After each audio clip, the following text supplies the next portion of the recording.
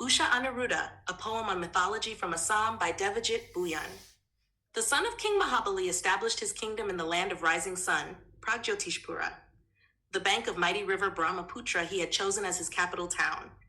The beautiful town Tezpur, now in Assam, is still showing Banasura's glory.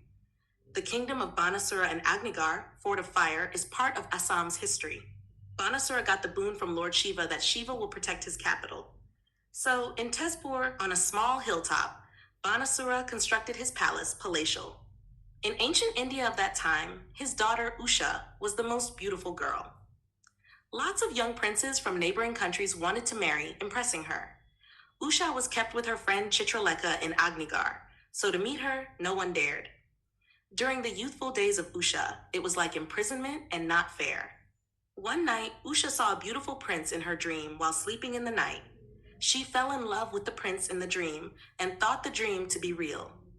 After the dream stole her every moment, an absence of the prince she felt. She requested her friend Chitralekha to bring the prince to her room inside Agnigar. Chitralekha asked, "How will it be possible without knowing who the prince is?" Usha told, "My dear friend, to identify the prince is your first task and bring him here. Otherwise, I will die in the Fort Agnigar through fasting, and you would be held responsible."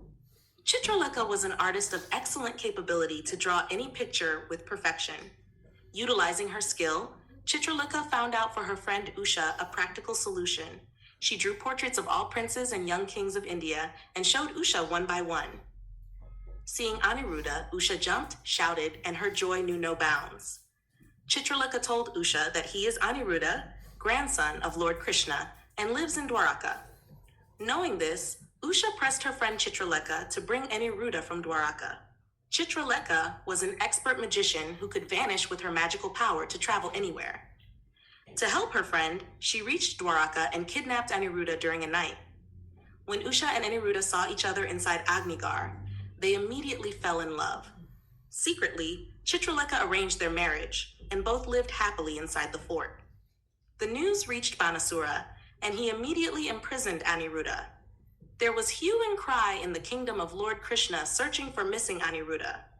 It was informed to Lord Krishna that his grandson is in prison of Banasura. Lord Krishna came to rescue his grandson with his big army. Banasura refused to release Aniruddha, and war started between the armies. In the battle, thousands of soldiers died and the battlefield became red. Facing inevitable defeat, Banasura prayed Lord Shiva to fight for him and save him. Obliging his devotee, Lord Shiva came, and a fierce battle started between Krishna and Shiva.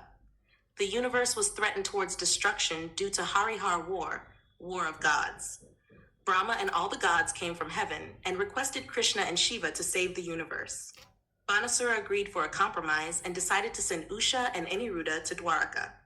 Banasura accepted the supremacy of Lord Krishna and prayed Krishna for his blessings. The love story of Usha Aniruddha finally ended with a happy note.